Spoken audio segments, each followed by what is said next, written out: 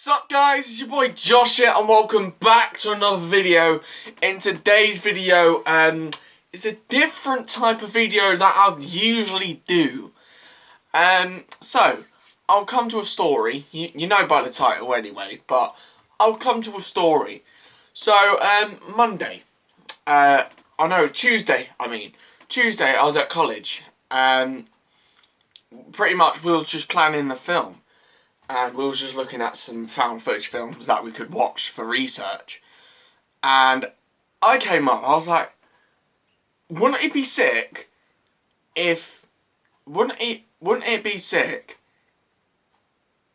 there was a found footage Annabelle film? And then I was speaking to Kyle as well, shout out to Kyle. Follow his Twitch, here's another fucking shout out for you, my friend. It was like, oh, found footage is not that popular now. I was like, fair enough. Like, the only reason we're doing found footage is because it's a cheaper option. So yeah, and Kyle was like, oh, did you know that Annabelle and The Conjuring is true? I was like, oh, shit, really? And yeah, and then he told me like some stories.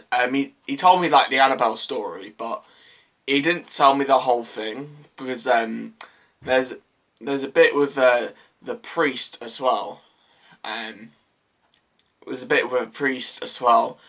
He told me about like the college kid and that. Like, there's a lot of things, but I'll come to like the priest and the college kid. So yeah, shall we start off with the Annabelle story? And that's today's video. You probably sussed it out anyway by the title. But yeah, anyway, enjoyed the video. Drop it a like, subscribe if you're new, ding dong notification bell so you don't miss a video. And yeah, let's get into it. So it is in 1970. A mother of a student nurse bought this doll. Bought this Raggedy Ann doll. Pretty much, like, they bought the student nurse. The father was, like, really funny about it. He was like, I have a bad feeling about this doll. And, yeah, the mother bought the doll for the student nurse. I think the student nurse did, like, some sort of doll collection or something like that. And, yeah, pretty much, this was not an ordinary doll, let's just say. Pretty much, the doll was moving. It was moving different positions on its own, which was really, really weird. And like, the doll was moving like at different positions. I was like, holy sh! Like, because Kyle told me this bit. I was like, holy shit! And the doll was moving that, and it left notes in paper they didn't own, and writing materials they didn't own, and it said, "Help me." Yeah, like, just random notes, like, of stuff they didn't even own. So that was, like, really suspicious. They even, like moved, like, a limb, and it would move, or put it in, like, a certain position, and then it would just leave it, and then it would just move. So they called over a psychic. So the psychic, pretty much said that, psychic came over and, you know, did all this, like, sort of, oh, where do you come from? So, yeah, it did all that stuff, and it pretty much said, well, he or she pretty much said, yeah, it's pretty much a spirit of a little girl, who wants to be, living freely in its family home. Now, so I was like, oh, okay. They left it there. They left it, like, live freely in her family home. and pretty much the husband, the father of the student nurse, father or brother, I can't remember if it's the father or brother, but pretty much the father or brother fell asleep, and he had a sleep paralysis sort of dream. If you don't know what sleep paralysis is, you feel awake, but you're not, and you can't physically move either. So yeah, he had this sleep paralysis dream, and it was pretty much off the doll. The doll was on the end of his bed. It crawled up, and it fucking strangled him. I shit you not, it fucking strangled him. And he actually passed out. Like, he passed out in the dream. And when he woke up, he actually felt pain on his neck. And then I think later, he was like, "Oh, this shit is fake," and lobbed it across the room. And then as he left,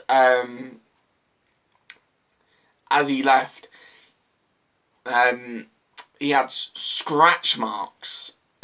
He had scratch marks somewhere on his body. I can't remember if it was on his back or front. He had scratch marks. Within 2 days, they just disappeared, like vanished. So yeah, that happened. So they called over the local priest to perform some sort of exorcism. And the priest was like, "Right, you need to call some paranormal investigators, Ed and Lorraine Warren."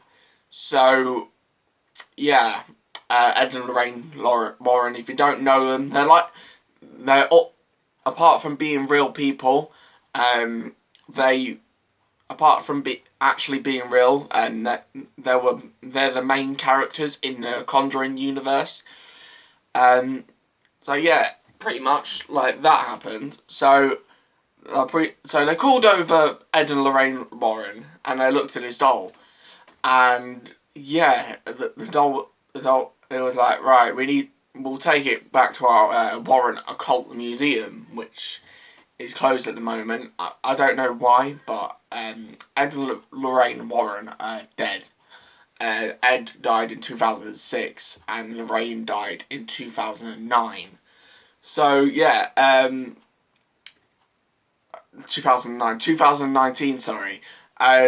So yeah, and I don't know if the museum was shut since after Lorraine died. I don't know. I've heard a lot of stories to why the museum's shut, and I honestly don't know why it's shut. Like, I've seen loads of different stories and that. I can't remember all by heart. The only one I remember is because it's due to Lorraine's death. But yeah, so they took it home, and I shit you not, they said that it was the scariest car journey they've ever had. Because realistically, if you've got a haunted doll, like, and I forgot to say this, but the priest was like, "Oh no, this is not like a children's spirit. It's a fucking demon." And I just wanted to get out of there. I forgot to say that bit.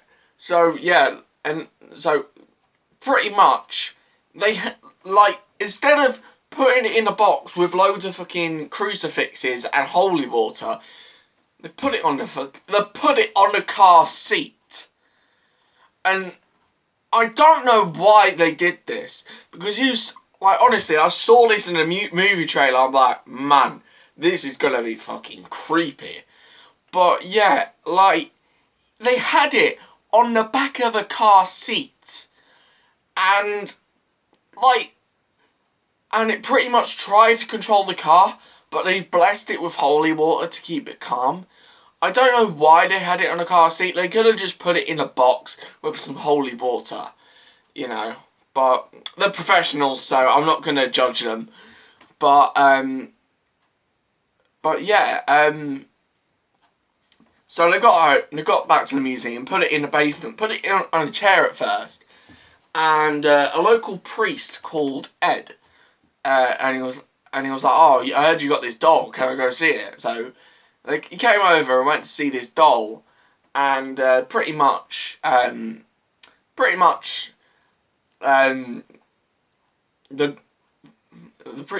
Ed was telling them stories about telling the story about the doll, and the priest picked it up in the same fashion as the guy did, like when Arthur called it a hoax. The priest launched it across the room, and he was like, "Nah, God is more powerful than than any demon." And Ed was like, "Yo, you shouldn't have done that, man. You shouldn't have done that." So on his way home, the priest had a car crash. He did survive, but pretty much the priest rung up Ed, and he was like, "Yeah, I should have listened to you, man. Like, I should have listened to you. I shouldn't have thrown that doll across the room." And he said, and then he said, "Oh, I thought that God was powerful than any demon." And Ed was like, "That is true, but no human is more powerful than a demon." So yeah, like yeah, and so yeah, they made that. Now it's in a glass case. It's in a glass case. Now, like, it's made out of fucking holy. It's like sealed by holy water. It's got crosses on either side and at the top of the case, and you're not even allowed to touch the glass. You're not even allowed to touch anything in that museum. So yeah, so I had it in a case, and then pretty much later. Oh, I forgot to say this as well. As the guy went to crash on his wind mirror, before he lost control, on his on his mirror, he saw the image of the Raggedy Ann doll. Like, honestly, that I was like, holy shit, that fucking gave me chills when I saw that. I was like, shit. Like, honestly, it gave me chills.